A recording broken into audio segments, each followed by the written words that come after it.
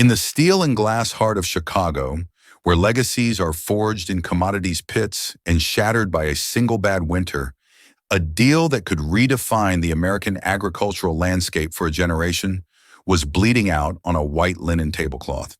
Inside the hushed, mahogany-paneled sanctuary of the Pinnacle Steakhouse, Arthur Sterling, a man whose craggy face was as much a part of the Midwest industrial scene as the tractors his company built, was drowning in a sea of silence. Across from him, the Russian delegation, led by the impassive former apparatchik Mikhail Volkov, looked as if they were carved from Siberian granite. Arthur's translator, a high-priced linguistic prodigy, had vanished. Not stuck in traffic. Vanished. A cryptic text about a burst appendix was the only epitaph for a $500 million deal. Now, Arthur Sterling's empire, Sterling Agriculture, was teetering on the brink of a Cyrillic abyss. But just a few feet away, refilling a water glass with the practiced invisibility of her profession, was a young waitress named Anya. To these titans of industry, she was nothing more than a pair of hands and a black apron, a ghost who ensured their glasses were never empty. They had no idea they were looking at their last and only hope. What she was about to do wouldn't just be about translating words. It was about deciphering souls, unmasking a traitor, and exposing a secret buried in the heart of the Sterling Empire. The air in the Pinnacle's private Churchill room was thick with the scent of seared prime rib, vintage Bordeaux, and the acrid tang of pure, undiluted panic. Arthur Sterling, a man who could intimidate senators with a single glare, felt a cold sweat trickle down his spine. The knot in his stomach was tighter than the bolts on his company's flagship S9000 combine harvester. Across the sprawling oak table sat Mikhail Volkov and his two lieutenants. Volkov was the chairman of Agrovast, a sprawling Russian agricultural conglomerate that controlled a landmass the size of Texas. They were in Chicago for one reason: to finalize a deal to purchase 2,000 of Sterling's most advanced GPS-guided farming machines. It was a $500 million contract, but that was just the appetizer. It was the gateway to the vast, untapped potential of the Eurasian market. A legacy-defining move that would cement Sterling Agriculture's dominance for the next 50 years. And it was all dissolving because of a ruptured organ 1,000 miles away. "Perhaps, Mr. Sterling," Volkov said, his English a low, gravelly rumble, heavily accented but grammatically perfect. "We postpone. This is a complex agreement. Precision is not a luxury." The word postpone was a dagger. Volkov and his team were flying out of O'Hare in the morning. Postponing meant losing momentum. It meant signaling incompetence, a cardinal sin in Volkov's world. Worse, it meant giving a window to their arch-rival, the German behemoth Klaus Werke, who had been courting Agrovast for months. Arthur had heard the whispers. This dinner was his closing argument, his final decisive play. "Not at all, Mikhail," Arthur boomed, his voice a practiced baritone that belied the frantic screaming inside his skull. "Leo is merely indisposed, a minor medical issue. He'll send his notes. We can proceed with the key points." It was a lie so thin it was transparent, and the polite, almost imperceptible narrowing of Volkov's eyes confirmed he saw right through it. The Russian delegation valued strength and meticulous preparation above all. A failure of logistics this fundamental wasn't just an inconvenience, it was a profound insult.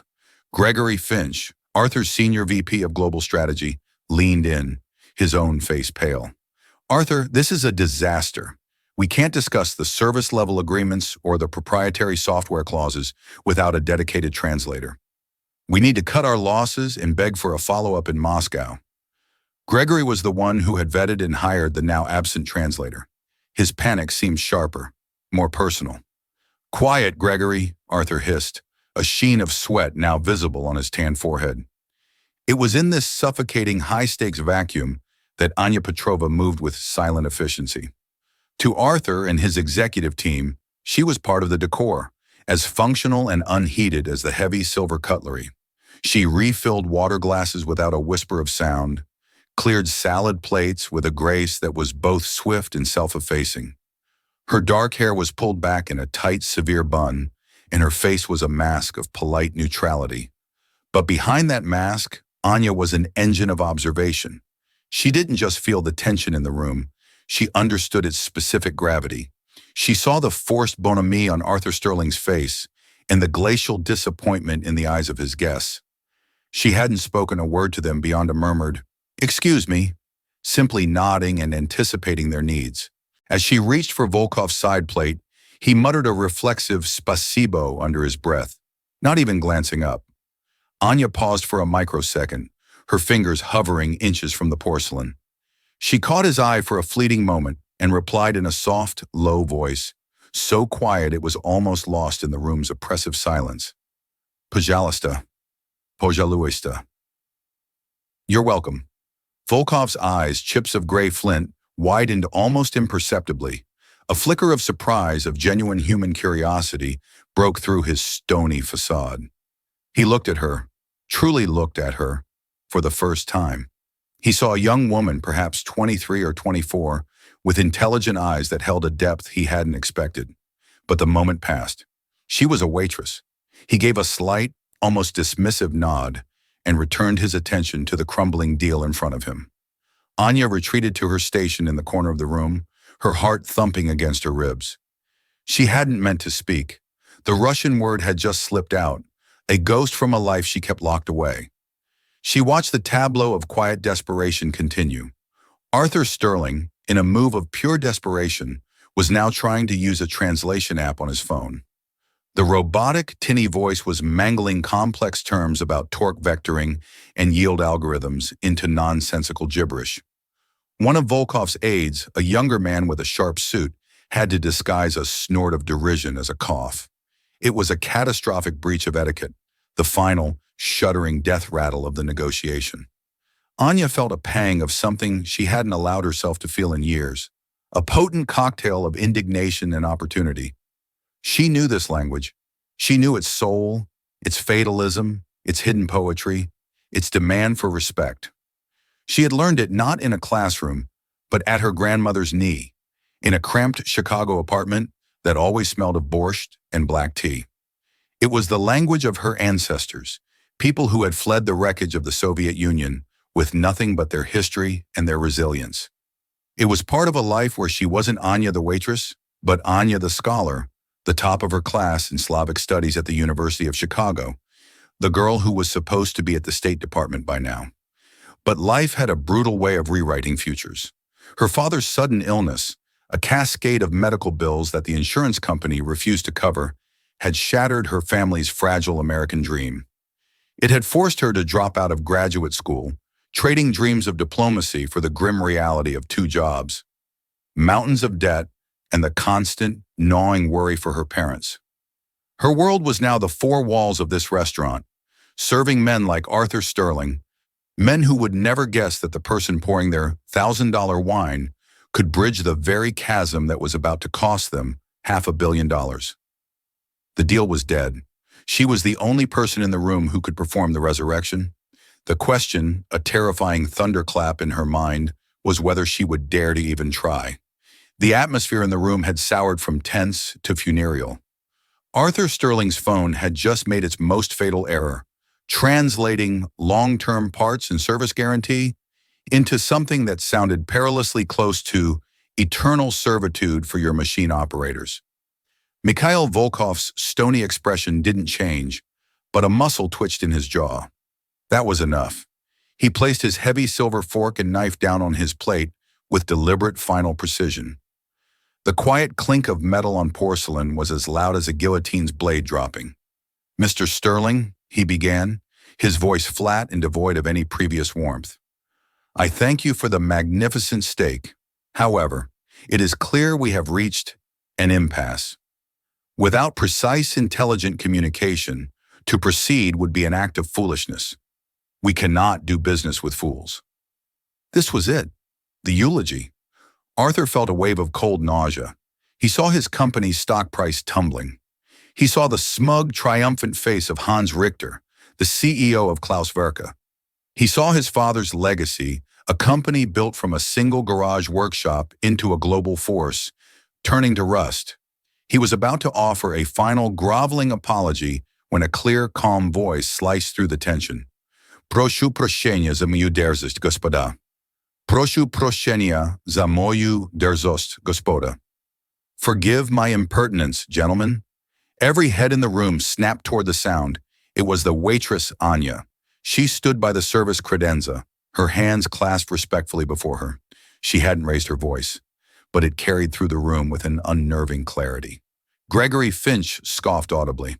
What in God's name is this? Get back to your station.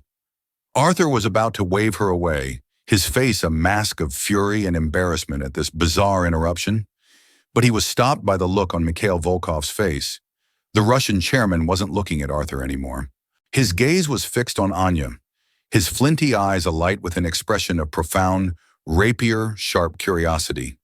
He remembered her, the girl who had answered him in perfect, unaccented Russian.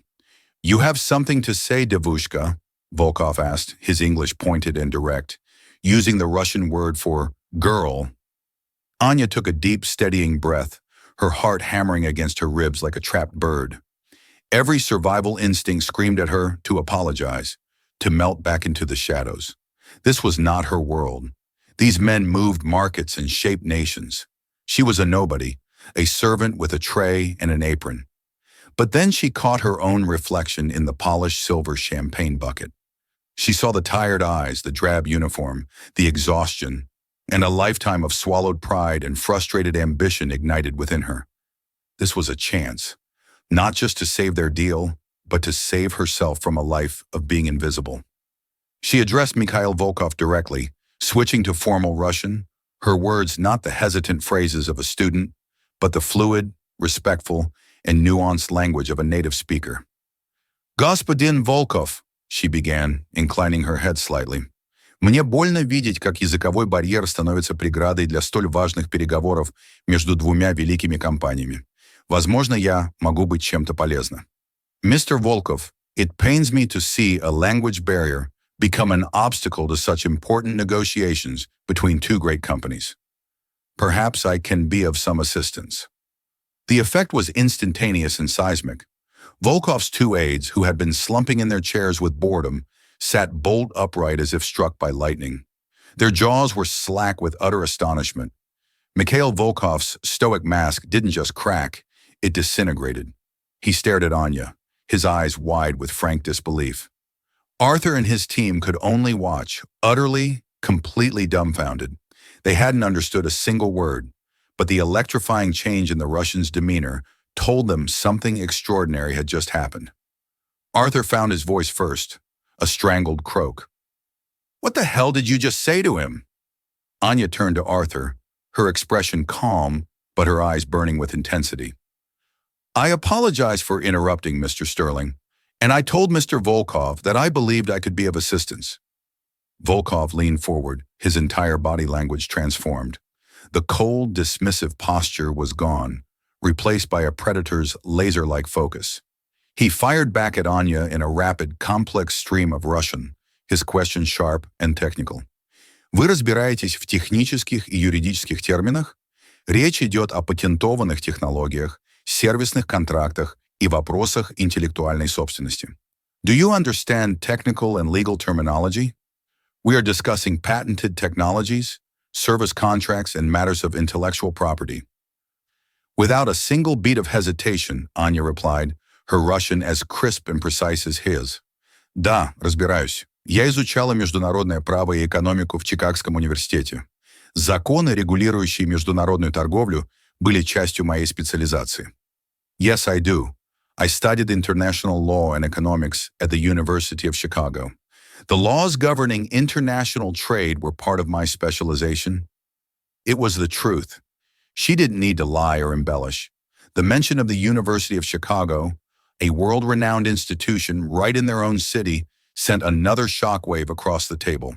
This wasn't a waitress who'd picked up a few phrases from a boyfriend. This was someone with a formidable, relevant academic background. Arthur Sterling felt as if the floor had just vanished from beneath his feet. He was witnessing a scene that defied all logic. His waitress was holding her own in a high-level exchange with the man who held the future of his company in his hands. He couldn't understand the words, but he understood the body language perfectly. The hostility had vanished, replaced by rapt, genuine attention. Gregory Finch tugged at his sleeve, his face a comical picture of confusion. "Arthur, who is she? What is happening?" "I have no earthly idea," Arthur muttered, his eyes locked on Anya. She seemed to stand taller now. The timid server had been replaced by a confident, articulate professional. It was like watching a hawk emerge from the shell of a sparrow. Volkov turned to Arthur, a slow, predatory smile spreading across his face for the first time all evening. It was not a friendly smile, but it was a smile of respect. "Mr. Sterling," he said in English, a new dangerous light in his eyes, "it appears you have been hiding your most valuable asset." He then gestured with one large hand toward the empty chair beside him, the one intended for the translator. "Miss Anya," she supplied softly. "Anya Petrova." "Miss Petrova," Volkov said with a deep, respectful nod. "Please, join us." The walk from the corner of the room to that grand oak table was the longest journey of Anya's life. It felt like crossing a chasm, with the weight of every gaze of physical force upon her. Her server's apron, stained with a tiny drop of wine, suddenly felt like a ridiculous costume, a relic from a past life she was still wearing. With hands that trembled only slightly, she untied it, folded it into a neat square, and placed it on the server's credenza. It was a small gesture, but it was a declaration. The waitress was gone. She took the seat Volkov had indicated. The plush, claret-red leather was a universe away from the hard wooden stools in the employee break room. The table was no longer a workplace. It was her arena. Arthur Sterling stared at her, his mind struggling to process the seismic shift that had just occurred. His VP, Gregory, looked as if she had just confessed to being a Martian. "Miss Petrova," Arthur began, his voice tight with controlled shock, "you have some explaining to do." "Mr. Volkov was questioning my qualifications," Anya said calmly, addressing Arthur, but keeping her posture respectfully oriented toward the Russian delegation. "I assured him I am familiar with the terminology of international trade law." Gregory Finch snorted, a harsh, incredulous sound. "You learned that serving coffee and mopping floors?" His voice was dripping with contempt. Before Anya could respond, Volkov interjected, speaking to her in rapid Russian, his tone all business. She listened, her brow furrowed in deep concentration, nodding slightly as he spoke. After a full minute, she turned back to Arthur's side of the table. "Mr. Volkov wishes to return to the primary point of contention," she announced, her voice now imbued with an authority that silenced the room. "It is not the price per unit, as you assumed. It is Clause 11, subsection C, regarding the long-term service and parts depots. He says your proposal to establish 3 depots in Western Russia is, and I quote, an insult to the scale of our land. He believes you see Russia as a provincial market, not a continent. He says without a commitment to at least 10 service centers, including 3 east of the Urals, your machines are nothing but expensive American coffins, waiting for a single part to fail." Arthur's jaw tightened. This was the core of it, the real issue. And his own team, with their high-priced but culturally deaf consultants, had completely missed it. They had been haggling over price points while Volkov was testing their commitment. "Tell him that establishing 10 depots is a logistical nightmare," Arthur said slowly, testing her. "The capital investment would be enormous." Anya nodded. But when she turned back to Volkov, she did not simply parrot Arthur's words. She transformed them. She became not a conduit, but a bridge. She spoke in Russian, her tone respectful but firm. «Господин Волков, мистер Стерлинг полностью понимает ваши опасения. Он рассматривает это не как расход, а как инвестицию в долгосрочное партнерство. Он уполномочил меня предложить встречный план. Мы начнем с 5 сервисных центров в первый год и добавим еще по 1 каждый последующий год, пока их не станет 10. Это будет прописано в контракте как железное обязательство.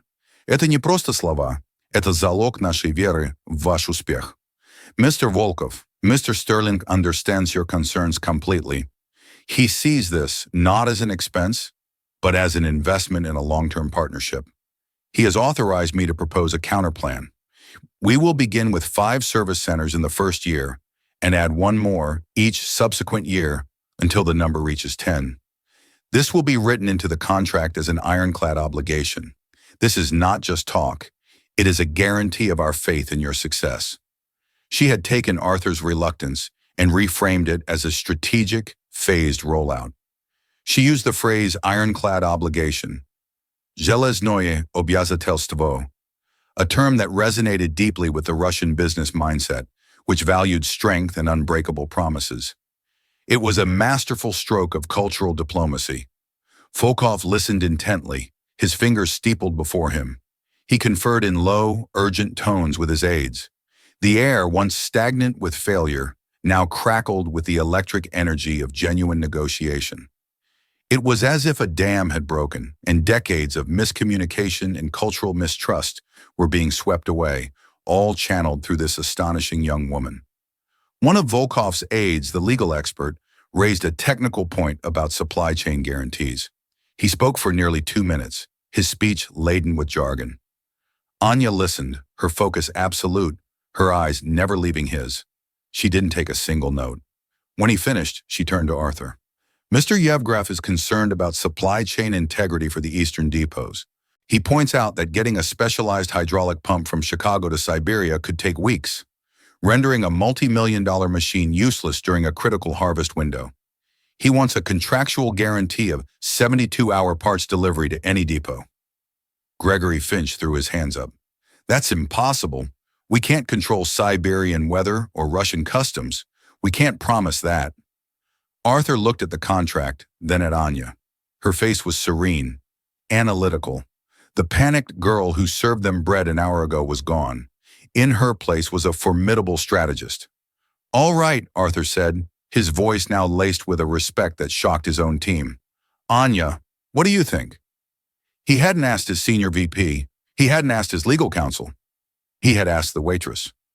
Anya hesitated for only a fraction of a second, momentarily stunned by the directness of the question.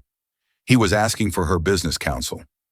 She looked at the faces around the table, the Russians leaning forward, hopeful and engaged, Arthur's team stupefied into silence, and Arthur himself, his billionaire's arrogance stripped away, leaving only a raw, desperate hunger for a solution. She took a breath and gave him her unvarnished assessment. Sir, promising something we can't control is foolish, but we can promise what we can control. Instead of guaranteeing a delivery time, we guarantee the solution. We can pre-stock each depot with a comprehensive inventory of critical, high failure rate components based on our own predictive maintenance data. We absorb the upfront cost of that inventory. It shows commitment. It solves their practical problem, and it bypasses the logistical impossibilities. We aren't promising a miracle. We are promising smart, proactive preparation. It was brilliant, simple, elegant, and it turned a weakness into a demonstration of strength and foresight. Arthur Sterling, the titan of industry, the man who trusted no one's judgment but his own, looked at the young woman who had served him his iced tea. He saw no hint of doubt in her eyes, only the clear, cold light of certainty. He let out a long, slow breath he didn't realize he had been holding for an hour. Anya, he said, his voice resonating with newfound authority, tell Mr. Volkov we agree to his 10 depots, and then explain to him your solution for the parts guarantee. Word for word. The moment Anya finished translating the new proposal, framing it not as a concession, but as Sterling's proactive partnership guarantee, the entire dynamic of the room shifted permanently. The last vestiges of tension dissolved, replaced by a palpable wave of mutual respect. Mikhail Volkov broke into a wide, genuine smile that transformed his severe features. He stood, extended a large hand across the table to Arthur, and pumped his arm firmly. Sterling, you have a deal. A real deal. A flurry of activity erupted. Lawyers on both sides, who had been sitting like statues, began furiously making notes on their tablets, redlining contracts and drafting addendums. Through it all, Anya remained the calm, efficient center of the storm. She facilitated the final details, translating complex legal and technical phrases back and forth with a fluency that left Arthur's seasoned legal counsel staring in slack-jawed admiration. She effortlessly navigated the delicate cultural dance of closing a major Russian deal, ensuring both sides felt they had achieved a hard-won victory.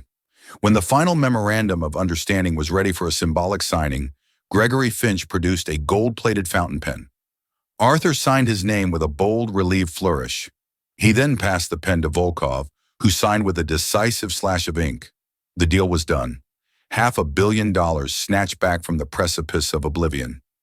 As champagne was poured, the mood became jovial. Volkov, who had been a block of ice an hour earlier, was now clapping Arthur on the back and laughing, proposing a toast. He raised his glass, but he didn't look at Arthur. He looked at Anya, who had modestly retreated toward the wall again, as if preparing to merge back into the scenery. "To Anya Petrova," Volkov boomed, his voice filling the room, "the finest negotiator in Chicago. Sterling, my friend, if you let this woman go, you are a bigger fool than I thought you were this afternoon." Arthur, his face flushed with champagne and sheer relief, locked eyes with Anya across the room. "Don't you worry, Mikhail," Arthur said, his gaze never leaving her. "I have no intention of doing so." The celebratory buzz eventually faded. The Russian delegation departed, their minds already on implementation and logistics, leaving behind a wake of cigar smoke and the scent of victory. Arthur's team, still reeling from the evening's whiplash of events, left one by one, each casting a look of pure, unadulterated awe at Anya as they passed. Finally, only Arthur, Gregory Finch, and Anya remained in the grand, silent room, surrounded by the debris of a historic meal. Gregory was fidgeting, looking deeply uncomfortable. Arthur walked over to Anya. He looked exhausted, but the frantic stress had been replaced by a deep, contemplative curiosity. "I don't even know where to begin," he said, his voice softer than she had ever imagined it could be. "Thank you feels wholly inadequate. You didn't just save a deal tonight, Anya. You saved this company from a decade of stagnation." "I was just glad I could help, sir," she said quietly, instinctively falling back into the deferential role of a server. He shook his head, a wry smile touching his lips. "No, that was more than help. That was a masterclass. The way you reframed the depot issue, the parts guarantee solution. Where did you learn to think like that?" Volkov mentioned the University of Chicago. This was the moment of reckoning, the moment her hidden life would be laid bare. She took a steadying breath and decided on the truth, the whole, unvarnished, painful truth. "Yes, sir. I was in their graduate program for international relations and economics. I had a full scholarship." Arthur's eyebrows shot up. "Had? What happened?" Anya's professional composure crumbled just a little, revealing the weary 24-year-old beneath. "Life happened, Mr. Sterling. My father, he was a mechanic, owned his own small shop. He had a massive stroke 2 years ago. The insurance had loopholes. The medical bills, they were astronomical. It wiped out my parents' savings in 6 months. I had to drop out to work. I took this job, and another as a barista in the mornings, just to keep them in their house and pay for his physical therapy." She spoke without a trace of self-pity, stating the facts of her life as plainly as she had translated the clauses of the contract. The story hung in the air between them, a brutal, stark contrast to the gilded opulence of the Churchill room. Arthur was silent for a long time. He was a man who dealt in the hard logic of steel, logistics, and balance sheets. He was now confronted with the messy, illogical reality of human struggle. He thought of his own privileged life, where the biggest disaster was a missing translator for a few hours. The sheer, grinding injustice of her situation struck him with the force of a physical blow. He had built his empire on the principle of meritocracy, of finding and elevating the best talent, and the most formidable strategic mind he had ever encountered was hiding in plain sight, buried under an avalanche of medical debt and misfortune. He turned his gaze to Gregory Finch, who was studiously avoiding eye contact. "Gregory, you hired Leo, the translator. You vetted him. How did he simply vanish?" Gregory swallowed hard. I don't know, Arthur. A medical emergency," he said. "It was completely unforeseen. A freak accident." His voice was a little too high, a little too defensive. Anya noticed it, a flicker of something, not just discomfort, but fear in the man's eyes. It was the same look a customer had when they were about to lie about a stain on the carpet. It was a detail, a tiny data point, and she filed it away. Arthur's attention returned to Anya. You're Russian, he said, his voice thick with emotion. It's flawless. It's more than fluent. It's intuitive. It was my first language, she explained. My grandparents fled the Soviet Union in the 80s. I grew up in a household where you spoke Russian at the dinner table or you didn't eat. He finally understood. It wasn't just academic knowledge. It was lived, breathed, ingrained in her very DNA. It was the combination of a world-class education and the grit forged in the crucible of immigrant hardship. That's what he had seen tonight. That's what had saved him. He reached into his jacket and pulled out a thick, heavy business card. This is my personal cell number, he said, handing it to her. I'm not going to insult you with a tip, Anya. That would be an insult to both of us. I want you to call this number at 9 o'clock tomorrow morning. My assistant will be expecting you. Anya looked down at the card. The name Arthur Sterling was embossed in simple, powerful block letters. It felt heavier than a brick of gold. What for, sir? A genuine, warm smile finally reached Arthur's eyes. For a job interview. And also, I have a feeling you and I need to have a very serious discussion about Mr. Gregory Finch and his incredibly convenient run of bad luck. He glanced pointedly at his VP, who visibly paled. Anya Petrova, Arthur said, his voice dropping to a conspiratorial murmur. Your career as a waitress is officially over. Your career as a corporate asset is just beginning. Anya did not sleep. She sat in her cramped studio apartment in Pilsen, the heavy business card the only clean object on her cluttered kitchen table. The adrenaline of the evening had ebbed, leaving a disorienting brew of euphoria and stark terror. Could this be real? Was the life she had been forced to abandon, the world of strategy, intellect, and influence, actually within her reach again? Doubt, a familiar and corrosive companion, began to whisper in her ear. He was just grateful. He'll wake up tomorrow, his lawyers will talk him out of it, and he'll laugh at the absurd idea of hiring his waitress. Men like Arthur Sterling lived in a different cosmos, one where you didn't pluck solutions from the service staff. Then she thought of her father, sitting in his worn-out armchair, his once powerful mechanic's hands now struggling to hold a fork, his pride wounded deeper than his body. She thought of her mother, whose face was a permanent mask of worry. The thought of being able to lift that burden, to tell them the financial war was over, was a light so blindingly bright it burned away the shadows of her doubt. That thought gave her the courage. At precisely 9 a.m., her hand trembling, she dialed the number. Sterling, the voice was crisp. All business. Mr. Sterling, it's Anya Petrova. There was a pause, then his tone warmed instantly. Anya, good. I've been expecting you. My office. 11 a.m. Don't be late. The Sterling Tower was a monument of smoked glass and burnished steel that dominated the Chicago Loop. The lobby was a cathedral of marble and ambition, filled with people who moved with the effortless confidence of the chosen. Anya, wearing the only blazer she owned, a slightly too big thrift store find, felt like a ghost. The ghost haunting the Sterling Tower was named Anya Petrova. She moved through the cavernous marble lobby, feeling not like an employee, but an infiltrator. The air itself, smelling of sanitized money and recycled ambition, seemed to reject her. Her footsteps, which had been so sure and swift on the worn linoleum of the Pinnacle's kitchen, were now hesitant and soundless on the plush, abyss-black carpeting. Her reflection warped in the polished chrome of the elevator doors, showing a stranger in a thrift store blazer that was a size too large. A woman trying to wear a costume of a life she had only ever read about. She was ushered not to a waiting room, but directly to the penthouse floor, a realm of silent, stratospheric power. Arthur Sterling's office wasn't a room, it was a territory, a vast expanse of glass and steel that offered a god's-eye view of Chicago, from the placid blue infinity of Lake Michigan to the sprawling, hazy grid of the heartland his machines were built to conquer. He stood by the window, a silhouette against the city, but his focus was inward, on the thick manila file resting on his massive desk of polished obsidian.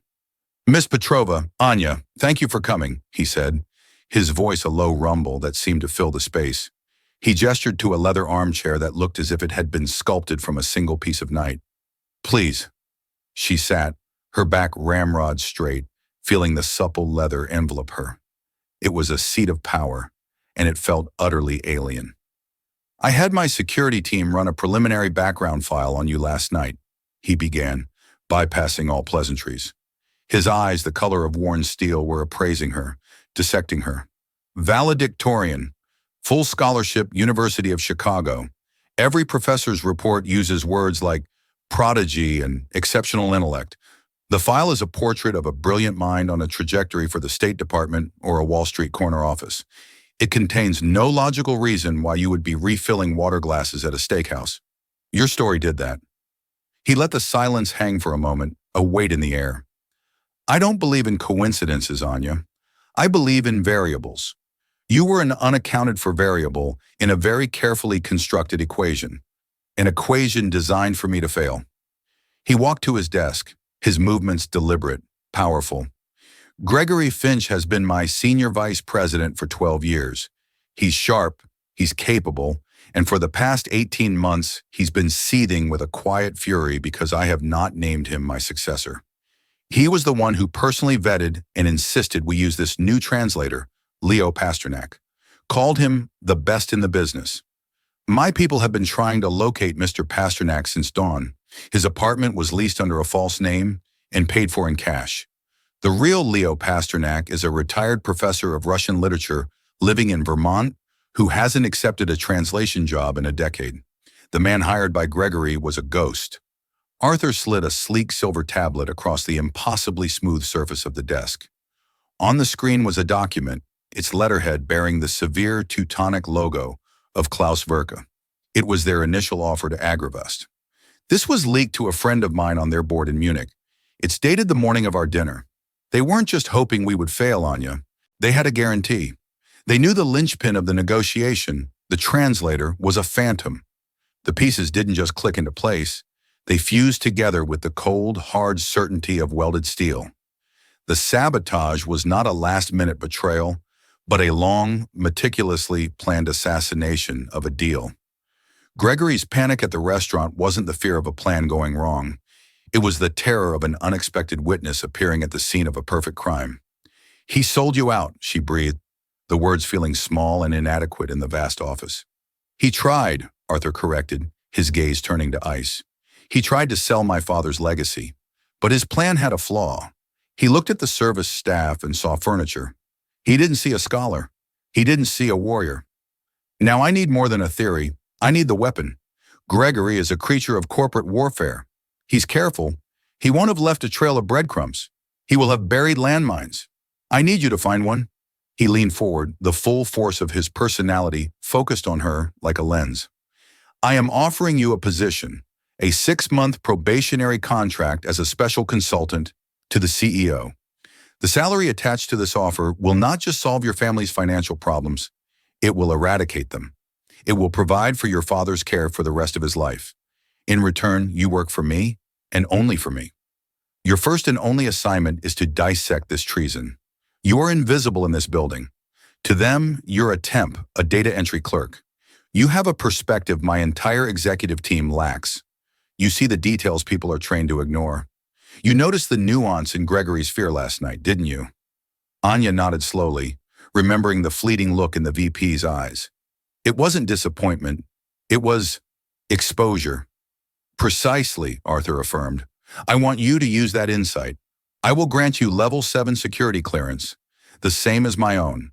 You will have access to every email, every expense report, every communication log related to Gregory Finch for the past 2 years. Find me the link. Unearth the proof. If you do this, the position becomes permanent. Director of Eurasian Market Strategy, the architect of the very partnership you saved. If you fail or if you are discovered, the contract is terminated. We will have never met." It was not a job offer. It was a gauntlet thrown down, a ruthless, high-stakes trial by fire. He was not giving her a lifeline. He was handing her a scalpel and pointing her toward the heart of a conspiracy, demanding she perform the surgery alone. A lifetime of being overlooked, of being underestimated, of swallowing pride while her dreams turned to dust, coalesced into a single diamond-hard point of resolve in her chest. "I accept," she said, her voice betraying no tremor. For the next 23 days, Anya lived in a digital purgatory. Her office was a windowless cube in the sub-basement, a forgotten space between IT storage and the HVAC control room. She was a ghost in the machine, introduced vaguely as a temporary data analyst, a title so bland it rendered her instantly invisible. She would see Gregory Finch in the hallways.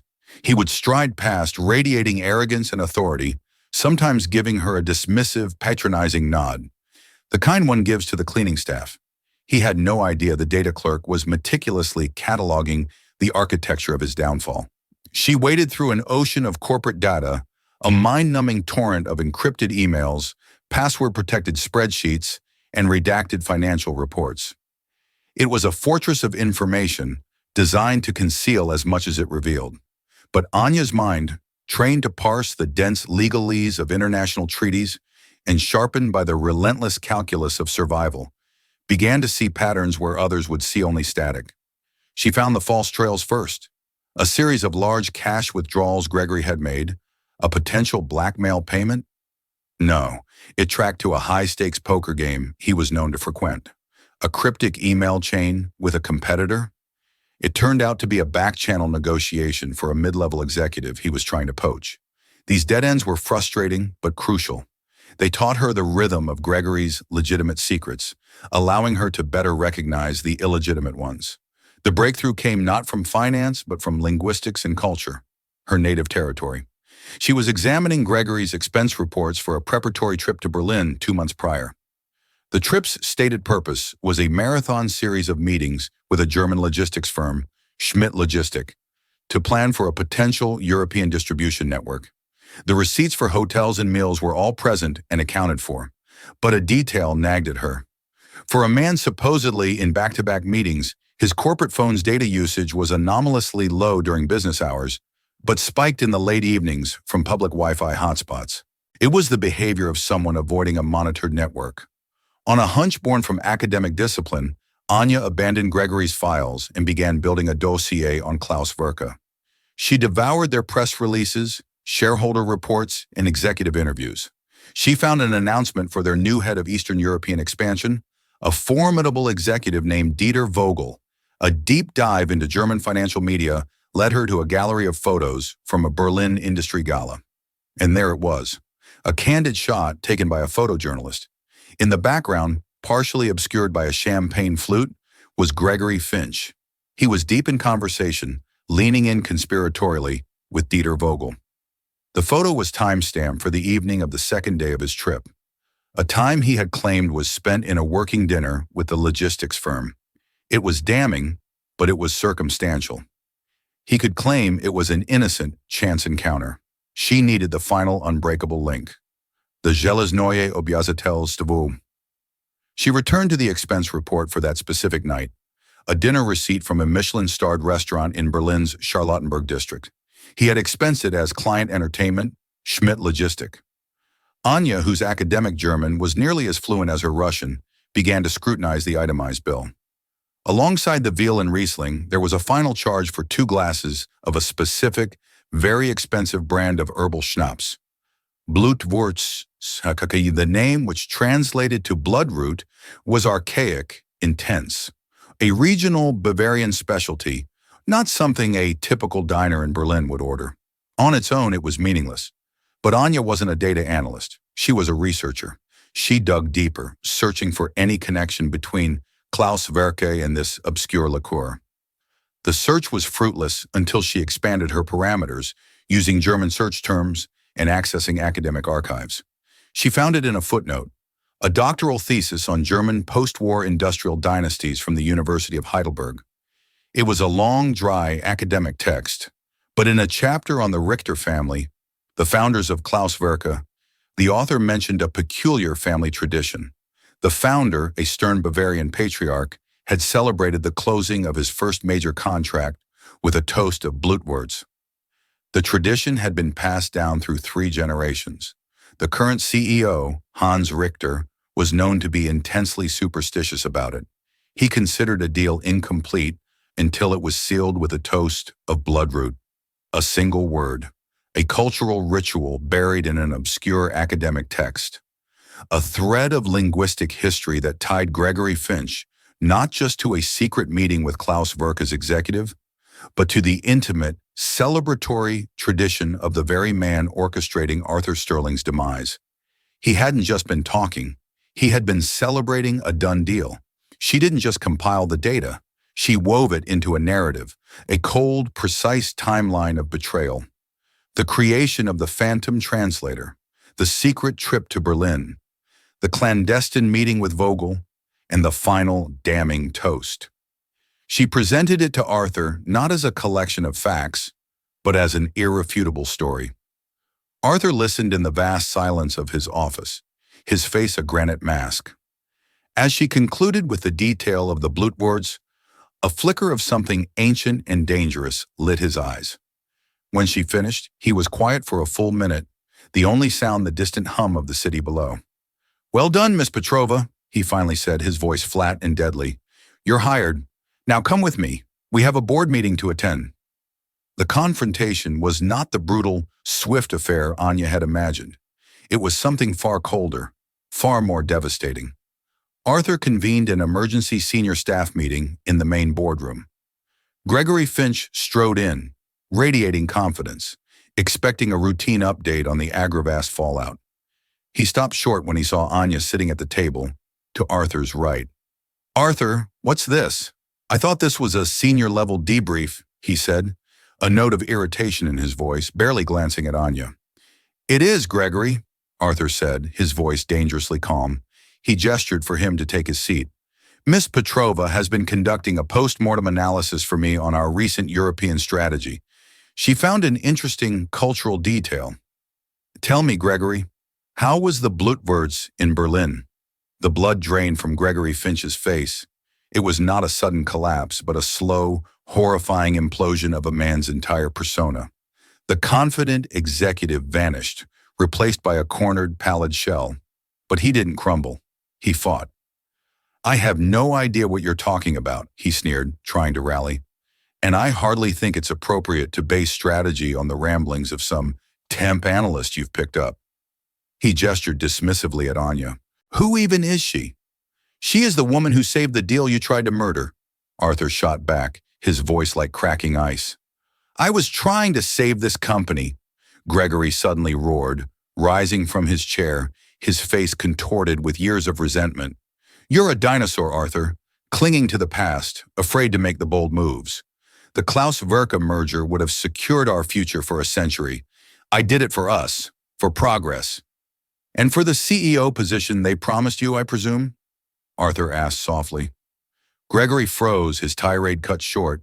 Anya spoke for the first time, her voice clear and steady, cutting through the tension. "The offer was contingent on a sterling stock price below $40 a share, triggered by the public failure of the Agrovast deal. The Phantom Translator, Leo Pasternak, was booked a one-way flight to Buenos Aires 2 days before your dinner. You paid for it with a prepaid debit card purchased with cash at a convenience store in Evanston. We have the security footage." She laid out each fact like a surgeon placing instruments for a final, fatal incision. Gregory stared at her, his mouth agape. He wasn't looking at a temp anymore. He was looking at his executioner. He sank back into his chair, utterly defeated, the fight gone from his eyes. By the end of the day, he was gone, escorted from the building not by security, but by 2 quiet men in dark suits from the SEC. His career was not just ruined, it was annihilated. Anya's probationary period was over before it had formally begun. Her new office was on the penthouse floor, adjacent to Arthur's. It had the same sweeping view of the city.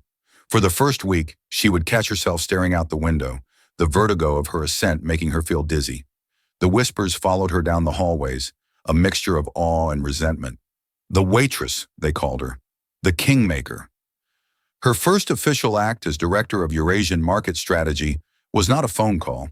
It was a tense meeting with the very department heads who had served under Gregory Finch.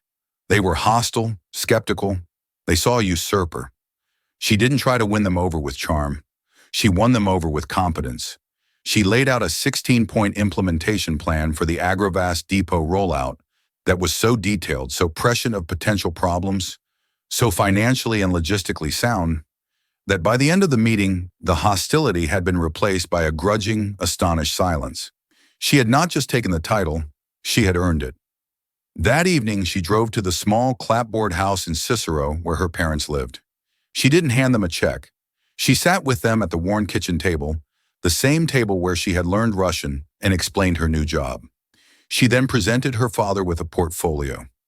Inside was not a bonus, but a comprehensive, fully funded trust managed by Arthur Sterling's own financial advisors, dedicated to her parents' lifelong care and security. Her father, a man of few words, looked at the documents, his calloused hands trembling slightly. He looked up at her, his eyes clouded with tears. "Your grandmother," he said, his voice thick with emotion. "She always said our history was our only real wealth. You took our history, Anyushka, and you built a future from it." 2 years later, Anya stood on a windswept step in the Ural Mountains, the air crisp and cold, smelling of black earth and diesel. Behind her, the 10th and final Sterling Agrovast Joint Service Depot gleamed under a vast pale sky, a monument of American steel and Russian ambition. Arthur Sterling, older now, but with a new lightness in his eyes, stood beside her. He watched a fleet of S-9000 combines moving across a colossal wheat field, their green chassis brilliant against the gold. "You know," he said, his voice carried by the wind, "I spent 50 years in this business believing that value was something you could quantify on a balance sheet. Parts, steel, stock prices. I saw people as assets or liabilities." He turned to her, the prairie wind catching in her dark hair. A deep, profound respect was etched on his face.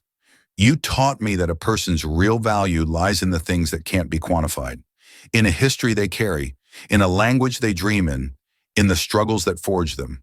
You weren't an asset I was hiding, Anya. You were the one who revealed the true value of everything else." Anya smiled, a slow, radiant smile that reached her eyes.